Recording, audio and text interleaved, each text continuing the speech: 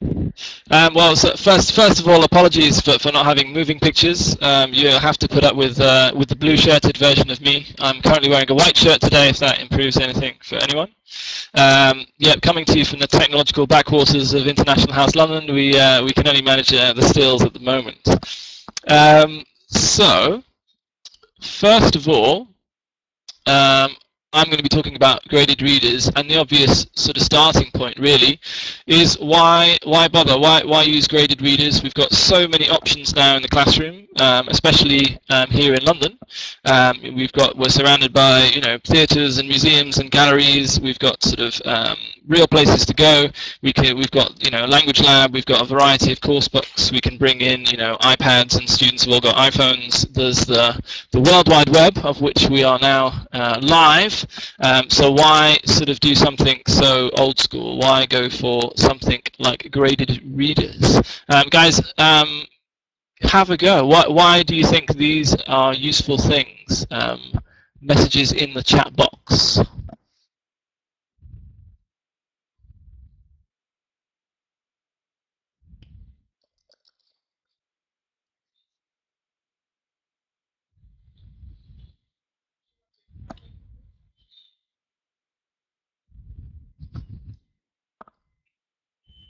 So while people are thinking about that, I'll just sort of introduce my context. So I teach at International House London, and our students are adults, so they're 16 plus, and typically 18 plus, lots of sort of 20-somethings, lots of students coming over to sort of study for university or to start their career.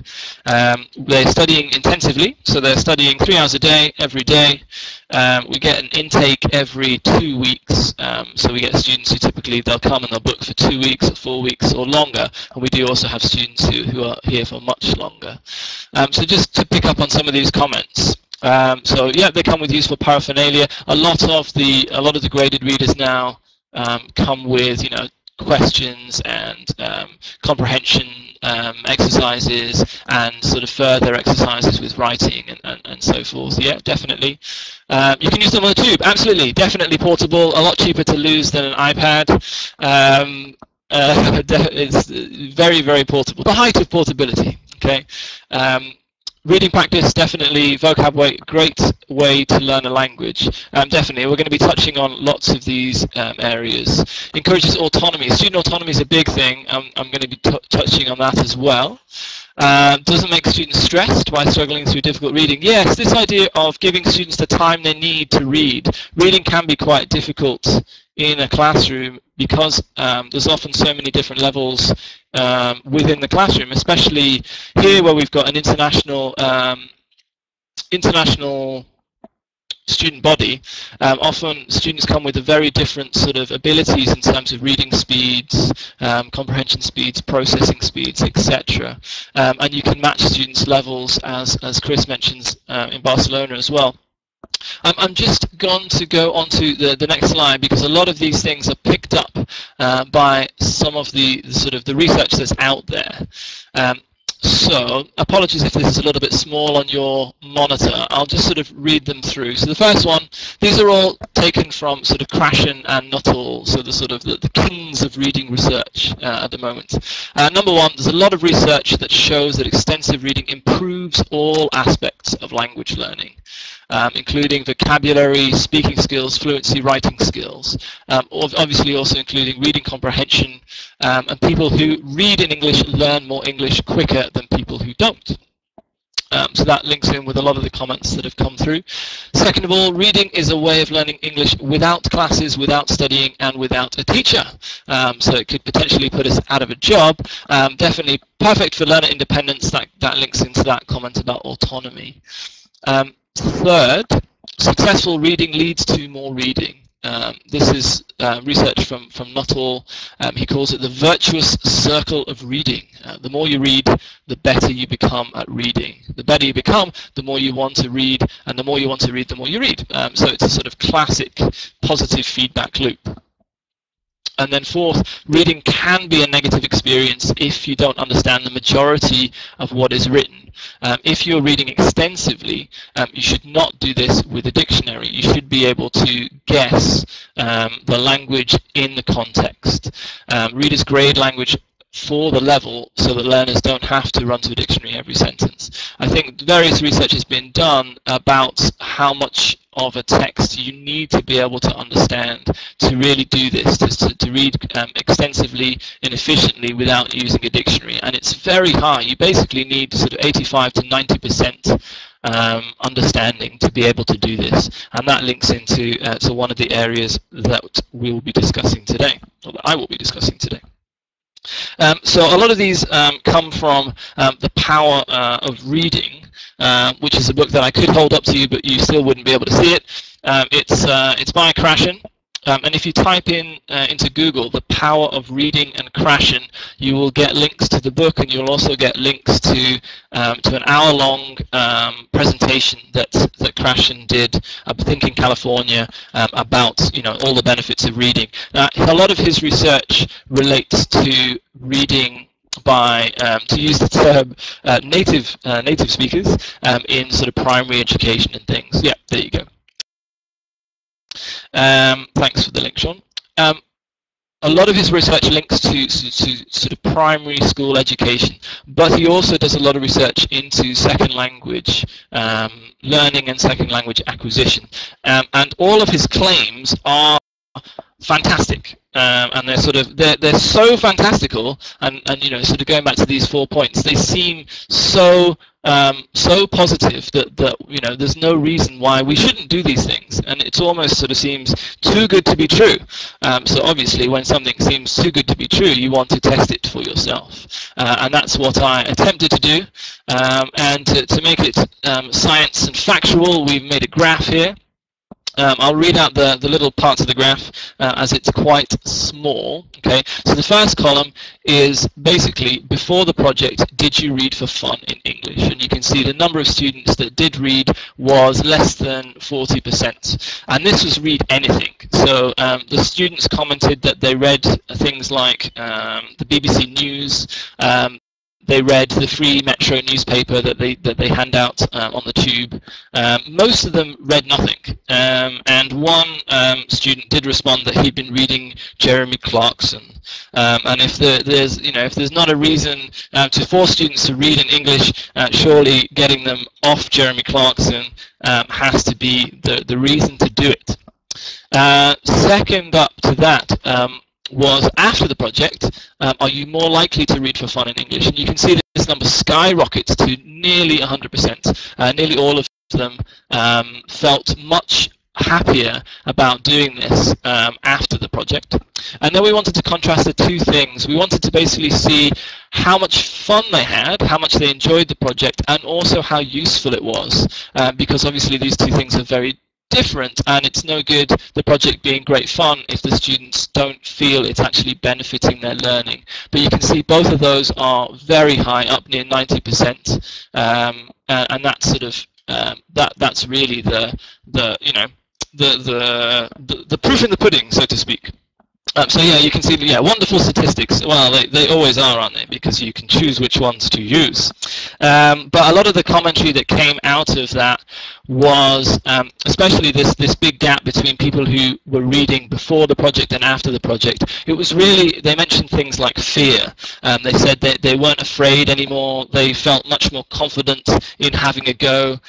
They felt much more able to just try and sort of see what they could read. So onwards. This is basically what I did. I'm going to talk through sort of basically a case study of what I did with one class, and then also make a few comments on how this has been adapted for other classes, and then talk to you about what I think is a reasonable model for you to sort of take away and have a go with your own students in your own classrooms. So I sort of break it down into these sort of four areas. First off, you need to engage them. You need to grab them by an appropriate part and sort of get them involved. And the way I chose to do this was write a letter to them on day one. Letters are sort of really nice way of doing it, because instantly you've got, you know, it's sort of personalized.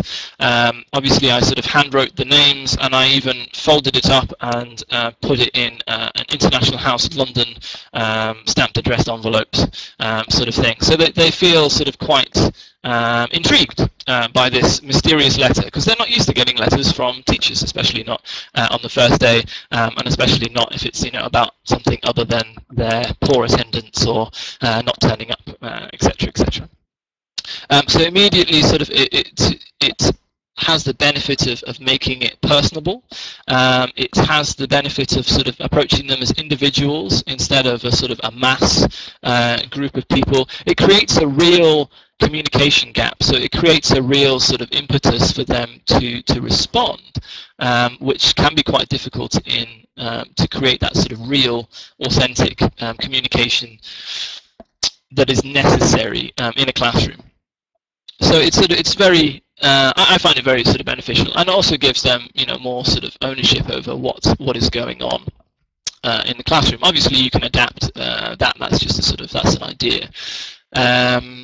But the general response to that is very positive. Everyone is everyone's sort of engaged, and you know, they write how much they want to write. You will get students who write 1 or 2 lines, and then you'll get students who write you know, a page and a half, and then you have to sort of pilot the way in between, you know, in terms of how you respond to that. Obviously, they're all going to bring their own ideas of what is useful and what they want to do, and those ideas don't necessarily collate nicely. But to give you an idea of the kind of things that were mentioned, these were the sort of things that students were responding as things that they were interested in. So obviously, there's things related to London and the UK and British writers, because they're studying in the UK, they've chosen to come to London. That's what they're interested in. But then other things that came up, things to do with psychology and mystery and intrigue. They want that mystery element. They want something that's going to keep them sort of entertained. A couple of them sort of mentioned they like to read something classic, something basically that their parents will have heard of, or that their friends will have heard of, that they can say, hey, I'm doing this in my English class. Isn't that fantastic? And then of course you will always get the students who ask for something that's quite niche. I had one student who sort of basically wanted to read about business gurus and Steve Jobs, and it went so far as going to the library and finding a useful book about Steve Jobs and recommending that especially for the entire group. And you have to sort of take that as part of the package, and then you know, sort of convince them that there are better options for everyone to be involved. But I think one of the most important things when you're making your choice, so if we just skip back to this, when you're choosing a book, you really have to think, okay, what are they going to enjoy, but also what am I going to enjoy? Because I've got to spend, you know, the next week or 2 weeks or however many hours of preparation actually, you know, reading it as well and preparing tasks around it. So I have to be interested. I have to sort of commit to this as much as they do, and I think that's really that's something that's very important. Obviously, you know, there has to be a meeting of minds between the students and between yourself in terms of what you're going ahead with. So the obvious choice, if you're going to combine all of these things, is Sherlock Holmes. Now, when you introduce an idea like this, students, you know, they're not stupid. They bring a lot of their own knowledge, a lot of their own experience with them. And some of the students had seen the movie with Robert Downey Jr. Some of them had seen the BBC adaptation. A lot of them had seen older sort of either series or movies from the 80s, or they'd come across sort of short stories, or they'd read it in their own language. So you can bring in all of these ideas when you're discussing that. And the next sort of slide, all of these are they're just screen grabs of the interactive whiteboard that I was using with my students. So you'll see lots of terrible scrawled handwriting as demonstrated in this one. So, you know, who are these famous characters? And you get students to bring in their own ideas, and I managed to sort of I didn't manage to learn because I can't remember any of it now, but the elementary "My Dear Watson" line apparently has been translated into every language that known to man, because all of my students instantly started producing this in Brazilian, in Portuguese, and in Japanese, and in Korean, and in Arabic, and etc. So it's something that they all get hold of sort of straight away. You can also sort of see the knowledge that they already know. So they know they know he smokes a pipe, they know he's a detective, they know he's an introvert, and they know he's very confident and he's quite reserved. And then that gives you the opportunity to really sort of explore the language that they need. So what are these lexical gaps? What do they know that they can't say yet? And that's where you can introduce all of this these lexical items. And that's something that you can do throughout the project, because they have got so much information to share already when they go ahead with it. Okay. So what's next? The next is really agreeing and setting achievable goals. They seem to fall into two distinct things. One is the level of the material you're going to use, and the second is the time that you're going to devote to this. Now, this was a mid-intermediate class, and if we go back to that point earlier about the fact that reading can be a negative, or can have a negative impact if you don't understand the majority of what's written. So I actually chose to go for a graded reader that was graded at the pre-intermediate level, and that allowed the students to basically read through it very quickly, and they were able to read it very quickly, and therefore they were getting that positive feedback loop and the sense of success that they wanted to go forward. Just to pick up on whose point is that? David's point. The Conan Doyle language can be a bit dry. Definitely, yes. But the graded readers are adapted. So, for example, I'll discuss that in just a moment. In terms of timing, you have to make a decision about, what time are you going to devote in class, what time are you expecting students to devote out of class, and you have to get them on board, because if they don't do it, then your lesson is going to fail.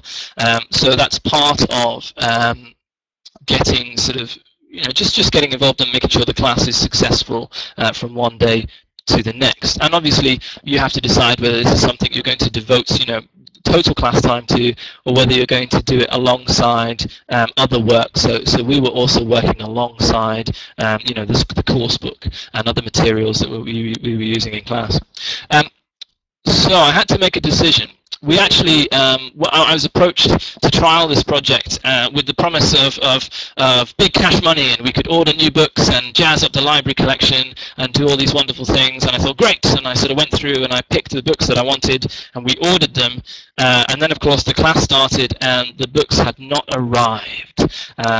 Classic dilemma. So I went to the library and I looked at the very old graded readers, which were gathering dust and hadn't seen the light of day for a long time, and I had these choices. I could choose the one on the left, the Sherlock Holmes short stories, graded at pre-intermediate, or I could go for the Hound of the Baskervilles, but that was graded at upper intermediate.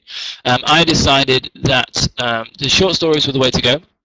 Short stories also ideal because we have students who come in for short times, for maybe only 2 weeks at a time, and then leave. So short stories are very manageable, and they're written in such a way that you can basically, you can give the students a story to read, and they can go away and do it in 2 days, and then they can come back and be ready to to do explorative activities in the classroom. Okay, and there's also, there's illustrated versions, there's illustrations in both of these that that do help students with a couple of key bits of lexis, etc., etc. So, having chosen the old dusty Sherlock Holmes novels, we took them into the classroom and handed them out, and got them to agree on what we were going to do. So we decided, we started them off in class, and that's my next slide. Here we go. So what do we do next? Start up in class, establish that key information, and then finish reading at home, and obviously checking in regularly. Okay, so what we did Easy thing to do. Setting characters and plot on the board. Give them a few minutes to read page 1 and page 2, and then see how much information they can grab as quickly as possible. Obviously they're all short stories. Advantage of these sort of short detective stories is that they establish the plot straight away. Usually the first paragraph, first line, really they jump straight into it, and it's sort of, you know, instantly thrilling if you're of that mind. Okay,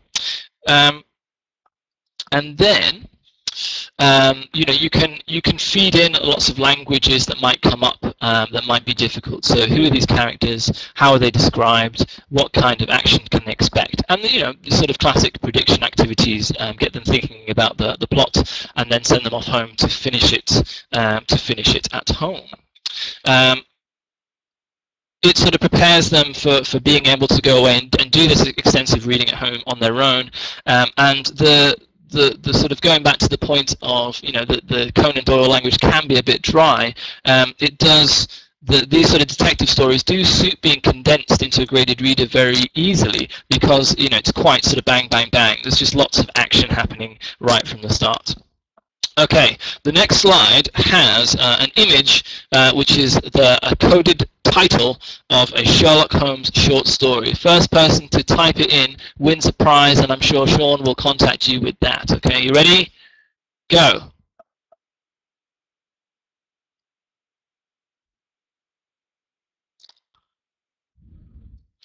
Now, lots of scratching heads around the world. Ooh, Ren's having a go.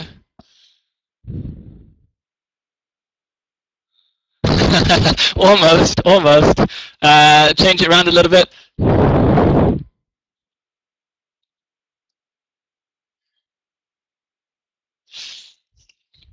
So close, Ren, so close.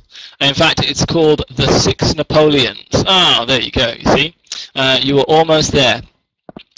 Six Napoleons was a story that we looked at in class. It's one of the few that we had to go at, and then you have to you know, figure out what you can do with it.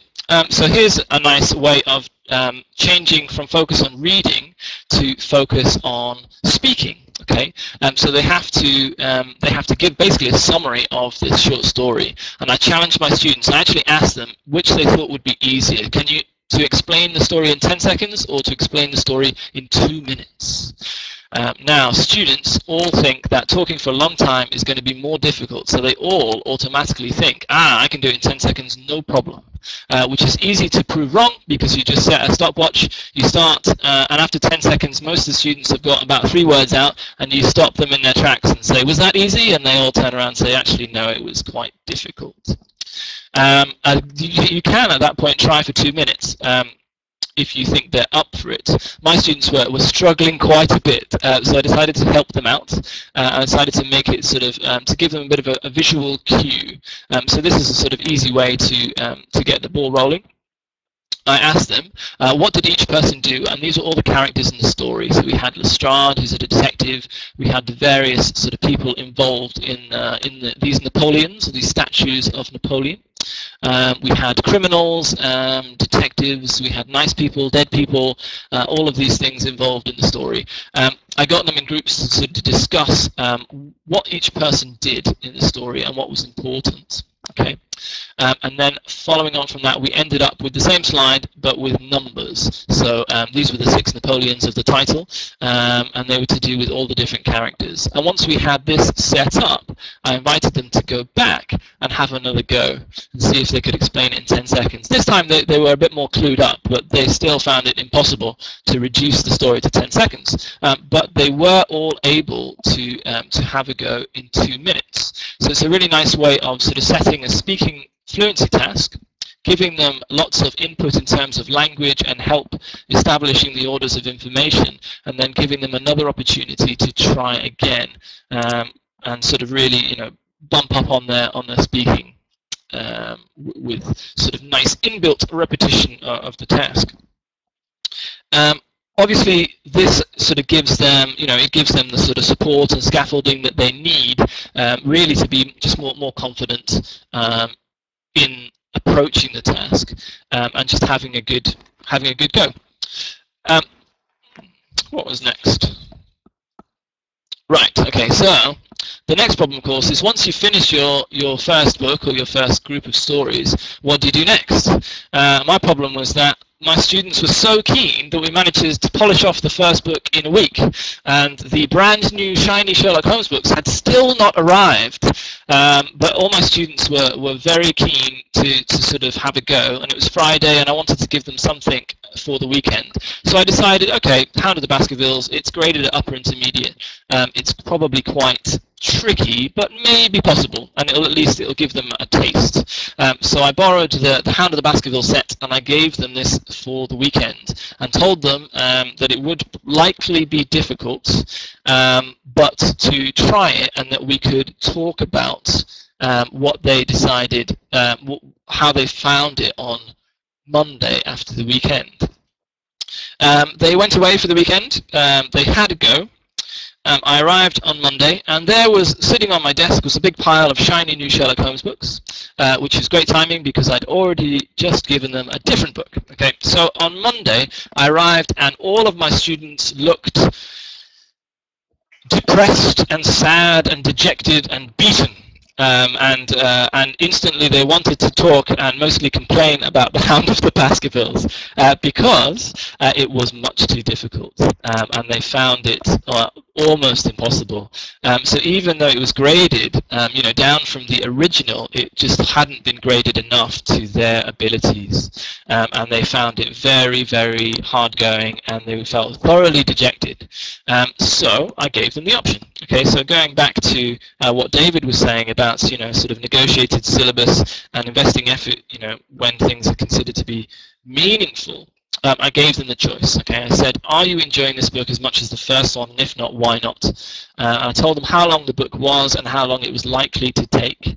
And then I gave them options, so they could continue with the Hound of the Baskervilles, they could change to the new shiny one, or they could choose their own book from the library. So basically it was given the options to slog through despite the difficulty, to go for the easier option, or to basically stop the sort of group activities and go for something individual. I didn't know what they would choose, and I wasn't sure. I thought some students might want to just keep you know, chugging along at the most difficult one, and I thought others might think, you know, stuff this, I'm not interested in Sherlock, I want to read my own thing, I want to go and read my Steve Jobs biography and learn, you know, business management stuff.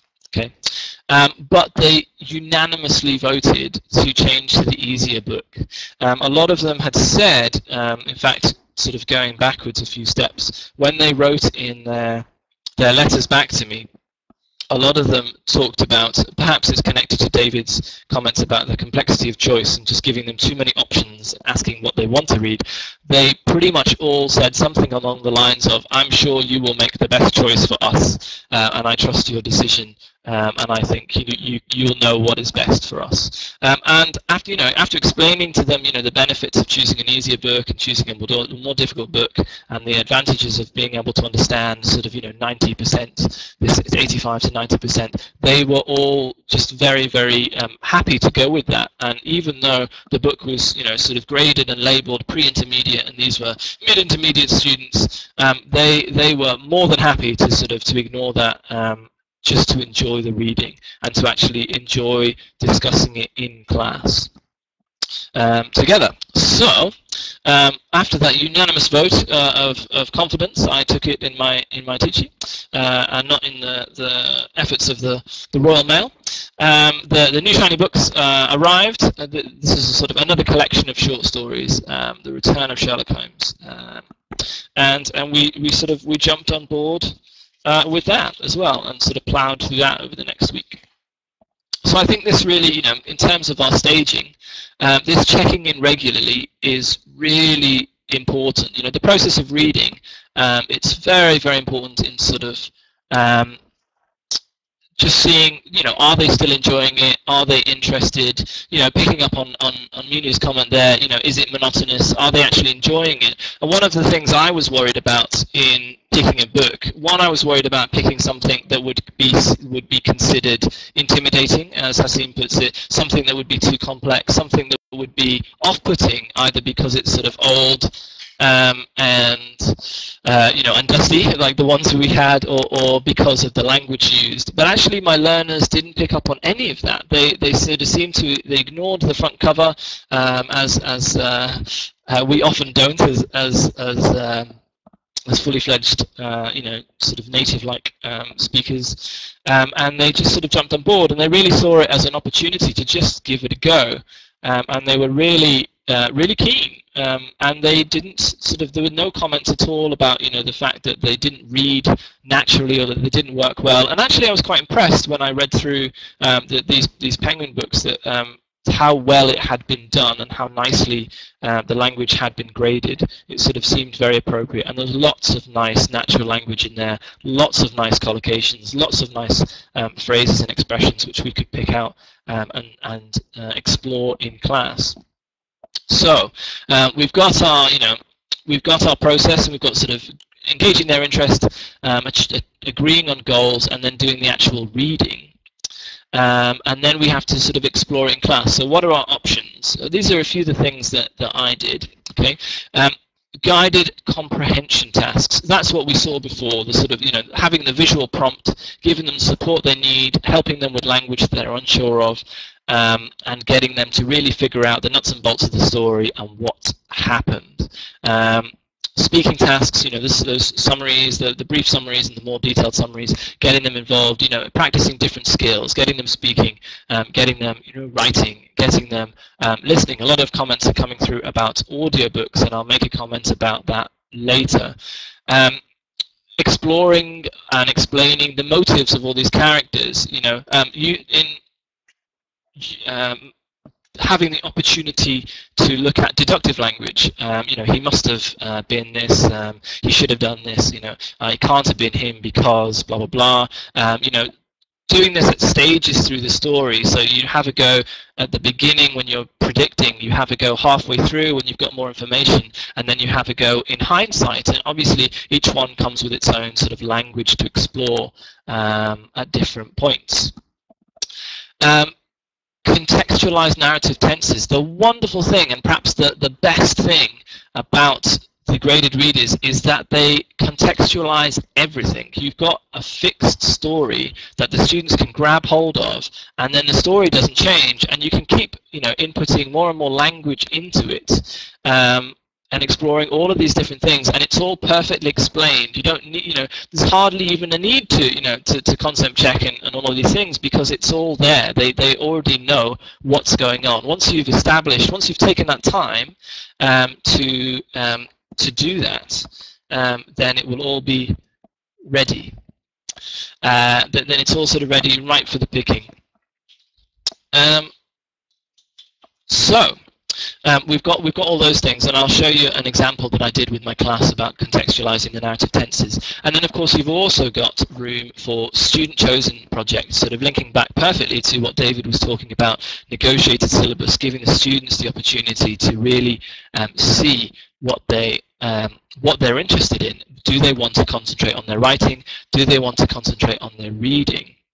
Okay, and it's just a perfect opportunity to give them a real chance at extensive reading, which is something that often we overlook. A lot of course books just don't have the space to print long texts, and especially at lower levels, they're just not. They're not really expected, and they're not really challenged. We talked about, both speakers talked about this idea of challenging learners, challenging whether they're students or whether they're trainees, pushing them to see what they can do. Students were all afraid of reading a longer text because they've never had the opportunity to do that. As soon as you give them that opportunity and give them the support that they need, they suddenly feel a lot more confident and a lot more able to really have a go and take control and be more autonomous in their learning. We've got a wonderful library selection here, encouraging students to go and use those only works if they've got the confidence that they can effectively take those books and process them and understand them. And often a project like this really just gets that ball rolling and gets them gets them interested and gets them, gets them, warming the seats in the library, long enough to plod through that Steve Jobs biography that Bruno was so keen on.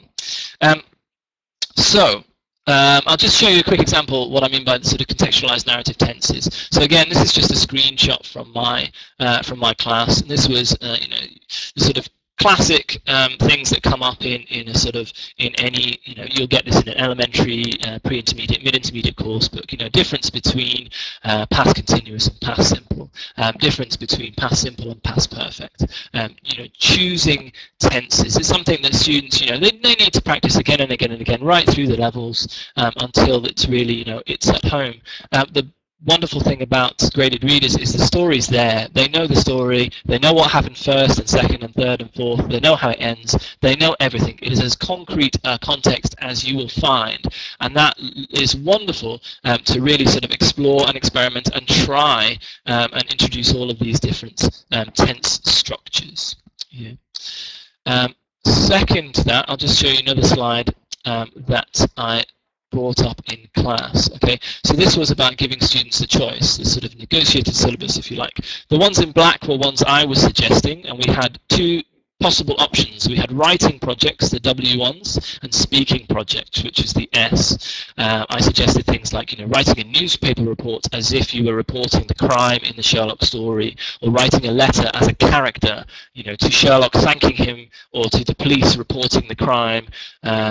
We talked about, adapting a scene for radio. So that's a really wonderful project that I've done with several classes, where you take a scene from a book or a scene from a film and adapt it for radio. And they have to make lots of decisions because lots of information has to be communicated rather than visually or descriptively by a narrator. They have to explain all of that just with dialogue. So it's quite tricky because you've got exactly the same information happening, but you've got lots of interesting language choices and lots of room for exploring language and pushing language and providing all of that sort of stuff.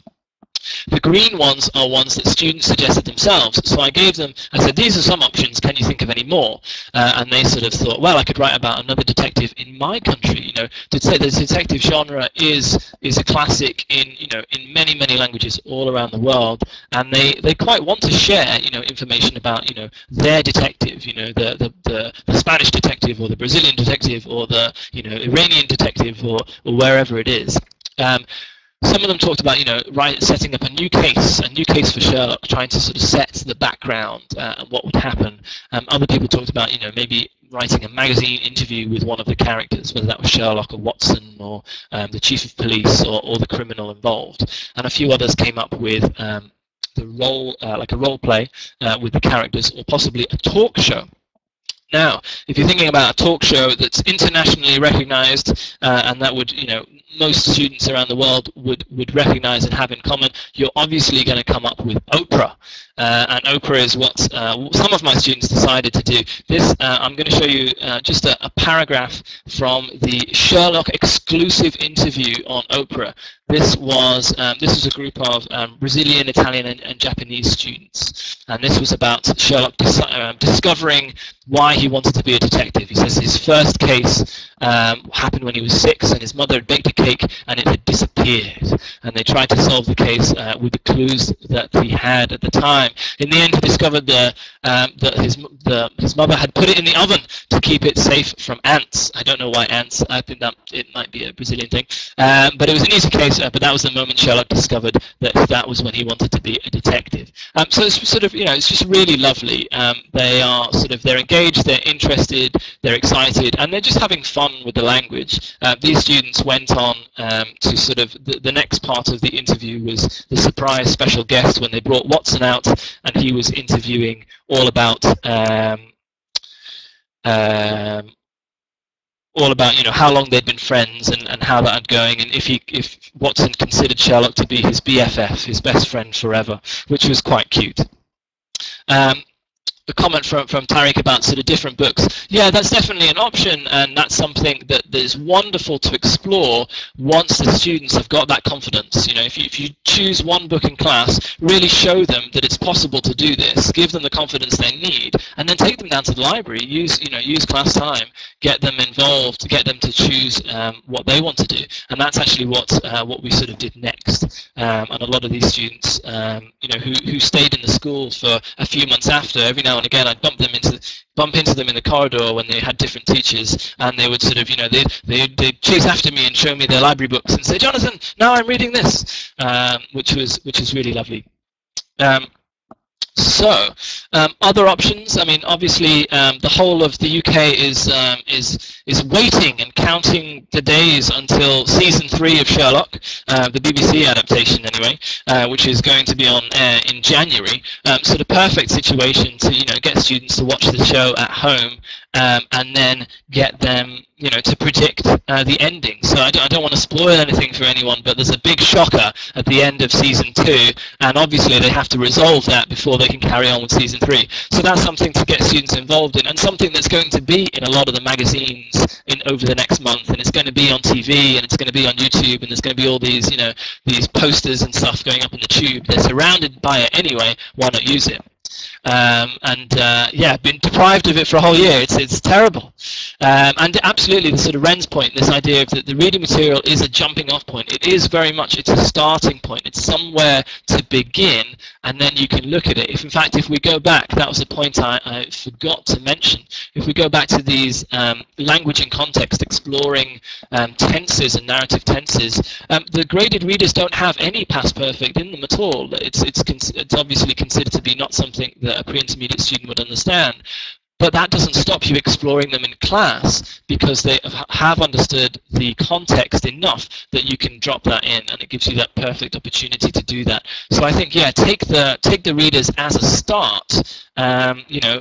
Choose a level down so that it's easy and quick and enjoyable, and then you can ramp up that difficulty level to get that challenge and to get that appropriate sort of level of difficulty in class. It's what we tell trainees on the CELTA. You grade the task, you don't grade the text. You give them a task which is achievable. In season 2 in India, well, I won't say any more. I'll hold my tongue. Okay. So then I think we come back to these points that were made at the beginning. These lofty claims made by Krashen and Nuttall about the power of reading. This idea that extensive reading does improve all aspects of language learning, and it can if you use it wisely, if you get them involved, if you get them interested, and if they are enjoying it. And I think that enjoyment is key. Then that gives you the motivation you need to really push it in other areas. So you can challenge them to improve their speaking skills. Obviously, they're improving their reading skills. You can challenge them with their writing skills when they're doing these projects. You can push it. A lot of people were commenting about the audiobooks and things like that. I had this class for 4 weeks, and for the first 3 weeks we used readers, and we did lots and lots of reading, and they loved it, and they kept asking for more. Every time we finished a book, they said, "Jonathan, what else can we read? What other books do you have?" And I was kind of exhausting what was available in the library, and I wanted to use a graded reader of a John Buchan story, The 39 Steps. But it was being used by a colleague, and I couldn't use it. But what we had when we bought the set, we had the books, and we also had the audio CDs. So I decided, okay guys, we've been doing reading for 3 weeks. So why don't we try for a week to do listening instead? And I didn't give them the book, I just gave them the CD to take home, and they listened to the chapters at home instead. And it was sort of totally the opposite. It was graded listening. And it was very, it was just as successful, and it was just as interesting. A lot of them, it's potentially much more difficult because they haven't got it written down. They've got pause and rewind and all that sort of stuff, but they don't have a definitive, it's this word that I can look up in my dictionary if they don't know how to spell it. But they got it, and they went through it, and they really, really enjoyed it, and they were definitely up for it. So that's a way of potentially exploiting an alternative, the material. Does reading improve all aspects of language learning? I would say yes. Well, it can do, definitely, if you invest in it. Okay. The people who read in English learn more English quicker than people who don't read. I'd like to say that I can prove this. I can't prove this definitively. I don't think it would be very difficult to prove because there's so many other things going on. I mean that you're teaching them on the rest of the week with other materials, so it's very hard to isolate. But the sort of the comments from students were that it was beneficial and helpful, and they felt that they were learning. And I think a lot of that is just this idea of it's this repetition of exposure to language, and seeing it again and again and again. There's various research which says how many times do students need to encounter language before they absorb it and it becomes part of their receptive language, and then before it becomes part of their productive language. And some people say that's 7, and other research says it's 21. Either way you look at it, if they're reading more, that number's going to be going up faster than if they're not reading. So it's just a really good way to sort of fast forward that. In the second one, reading is a way of learning English without classes, without studying, and without a teacher. It's perfect for learning independence. Absolutely. And I would say this is backed up by the students who went on to choose books from the library, or went on to choose to, they visited Waterstones and Foyles, and they went and bought books because they were interested and they were genuinely, really enthusiastic. Third one, successful reading leads to more reading. Definitely, the success of the first book and those short stories led the students to pretty much demand that we read another one immediately, with no break. And in fact, that sort of pushed me to choose perhaps an inappropriate text. But as long as you keep that open to suggestion and being able to say, okay, this isn't, you're not ready for this right now, but we can change and we can do this instead, and just sort of responding to the students and making sure that they're all happy and enjoying and invested in the project. It's that comment that David was talking about. You invest effort if you think it's meaningful, and these students did think it was meaningful. They felt that they were getting a lot out of it. They were improving their language. They had the opportunity. They were gaining confidence. It was meaningful for them, and I think that's that's the flip side of number 4. This reading, it can be negative if you don't understand the majority of it, and you do run that risk if you're pushing for difficult materials. But then it's about what you do to support and guide your students through that, and also what you do to sort of to encourage that and reward that. You talked about, David talked about rewarding students, acknowledging students. These sort of opportunities for these written projects, like the Oprah interview and the magazine interview and these letters and things, make a big deal about it on the Friday. Put them up on the wall. Get students walking around and commenting and seeing if they would, which one did they like the most, which one did they think was the, the most surprising, which one had the nicest idea. And the students just, they enjoy congratulating themselves. They're quite up for it. So looking back at these, these wonderful statistics, this jump from students feeling, not reading before the project and then feeling much more inclined to do so afterwards was very, very noticeable, and very enjoyable for me as a teacher, and rewarding. Really sort of in terms of rewarding you and acknowledging something that's meaningful. I felt as a teacher that this was great for my students because they were getting so much out of it. The positive responses, both in terms of enjoyment and satisfaction, and also in terms of learning and what the students got out of it, was palpable in the lessons. And just as a couple of examples, these were some I wrote to all my students afterwards to find out what they were actually what they were up to and if they were reading stuff. And these are just 2 sort of classics.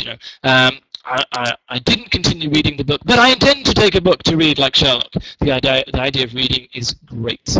And this one, I'm reading a book that I bought. This is a student, and I particularly like this comment. You were the teacher. I take a lot of pride in that particular comment. So going from this,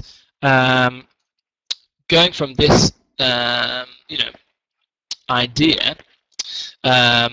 how I did it to what you can do. You know, it's the same steps. You know, engage their interest, give them ownership of the project, let them choose, and choose a text that you think is going to be engaging for all students and for you as a teacher, because you're the one who's going to, at the end of the day, deliver it, and you know, get them engaged, get them interested. You know, decide on an appropriate level. I think, from what I've done with my students, that, you know, take the level of the class and -1, and that's a graded reader level. That just seems to be a perfect way to get them reading, you know, that 80%, 90%, and just getting on board. Agree time frame. You know, if you have, you know, we can't choose whether our students are, you know, engaged or bored, or if they've been here for 6 months and they just want to go home.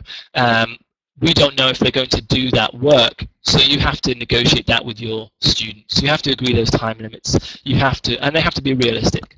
And if, you know, on the first day no one does it, then you need to rethink how you're going to approach setting those time limits with your students. Agree what you're going to do in class and what you're going to do at home. Get them started at, you know, in class. It's perfect. It's a great activity. It's well used. You can, you know, provide lots of key lexis and key ideas that they might struggle with, and then they're really ready to just to hit the ground running when they're, you know, on the tube home or on the bus or wherever they're going to be reading these highly portable technological wonders that are pieces of paper stuck together. And then explore it. Look at the language in the text, and also look at the language which students want. That they're desperately trying to explain their ideas and bring their own knowledge and their own take on these sort of books, and they're missing, you know, there's that lexical gap. So fill that in. Use it as a starting point, that jumping off point. See where you can go. See where you can push it. Project work is wonderful. Skills work is wonderful. As an opportunity for differentiation, students choose the project that they feel up for, that they feel is appropriate to them. Any kind of project work is a great way to do that, and giving them individual support in class. And then bring in other things. So in our class, we did a little focus on the first, you know, we watched the first 20 minutes of the BBC show in class, and they were able, even though it was, you know, it's not graded at all, they understood everything because they knew the setup, they knew the context, they knew that Sherlock was meeting Watson for the first time, and they worked the rest out by guessing, which is exactly what we encourage students to do, you know, when they're confronted by, you know, authentic language. Bring in other texts, you know, bring in films, bring in other activities, visits. You know, we didn't have time, but we wanted to go and see the Sherlock Holmes Museum on Baker Street. You know, I sort of pointed out on Google Maps where in the BBC show they don't actually use a house that's in Baker Street; they use a house that's around the corner. So we explored that from the comfort of our classroom. You know, there's all these sort of things which you can use to get them interested. A couple of people asking what other titles, you know, we could recommend. Oh, one slide that I've forgotten about. Don't be scared of asking them. This is it's quite difficult to see, it's quite small, but this is the questionnaire that I asked them. You'll notice that all my clines with my arrows and dotted lines don't have any insignia on them. That's because I'm quite lo-fi, and I draw a little smiley face on one end and a little unsmiley face on the other end, and then photocopy that, rather than trying to work out how to do that on a computer. You know, just ask them. These were the 3 stories we read: Adventures of Sherlock Holmes, Hound of the Baskervilles, Return of Sherlock Holmes. How difficult was it? How much did you enjoy it? How much time did you spend? What could we do to improve it? Etc. etc. Ask them questions. Make those questions as simple as you can, and then respond to what they tell you when they do tell you. Other titles that have worked well. So again, sort of take in mind our students they're in London studying English, so they often want sort of British sort of classics. So things like Treasure Island, The 39 Steps, Robinson Crusoe, all perfect. You know, there's task-based learning activities abound in Treasure Island and Robinson Crusoe. What would you do if you were shipwrecked? You know, you can bring in conditional structures. You can bring in desert island discs. You know, the idea of interviewing someone, and they have to choose, you know, the music that they would take with them to be shipwrecked, what would console them, you know, you can talk to them about their life.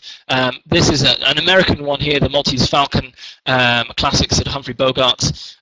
This one I've used really successfully, transferring a sort of a film clip to a radio broadcast, and the students had to figure it out. Again, it's a detective story, so page 1, the phone rings, someone's dead, what's going on? You've got them hooked very, very quickly, very, very simply. The students are engaged and they're on board.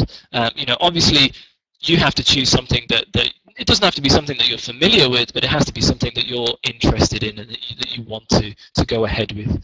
And I think I'm going to end it there. Any questions?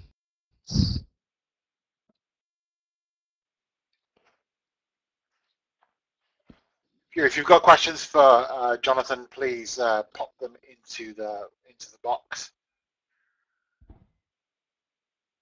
Okay, so a couple of questions about more recent books, arguably simpler books like Harry Potter, The Hunger Games. Whether Harry Potter and The Hunger Games is simpler or not is up for debate. Harry Potter's got lots and lots of peculiar non-English, you know, all the I can't even think all the word, you know, the character names and the sort of the bizarre words for magic spells and potions and creatures and things, like similarly with the Hunger Games. If I could find, you know, if I could find a text, a graded reader version of it, I would definitely be interested in exploring that. And again, it would depend on your students. If you've got younger learners, then something like that is likely to have a really successful, engaging sort of response, perhaps more than, you know, going for something with Humphrey Bogart in it. And sort of another alternative that my colleagues have been exploring is a sort of a graded reader of 1984 and looking at that. Obviously, you know, we have adults and they're sort of mature learners, or we like to think that they're mature learners, and that's something that they really responded to as well. So how long were these books? Well, I mean, what was wonderful about the Sherlock Holmes ones is that the books themselves are very thin, and then the Sherlock Holmes ones were divided into 3 mini stories. So each story was maybe 8 to 10 pages long, and you know, those are pages with pictures and the types, you know, quite big. They're definitely achievable. You know, most of my students were able to read each story in a couple of days, and a lot of them had read it. They read it the first day, and they came in and they wanted to tell all the other students on the second day. And I was like, no, we're doing that tomorrow. You know, hold your horses, wait on. You know, don't spoil it for everyone else. Okay, we're getting towards the top of the hour, so I'm afraid it's time to kind of wrap up the session. Hopefully Jonathan can stay around for a couple of minutes if there are more questions on it. Can do, yes. Given the chat board was hectic through there's a lot to get through for it. I can see a number of people are typing on the chat board. Can you just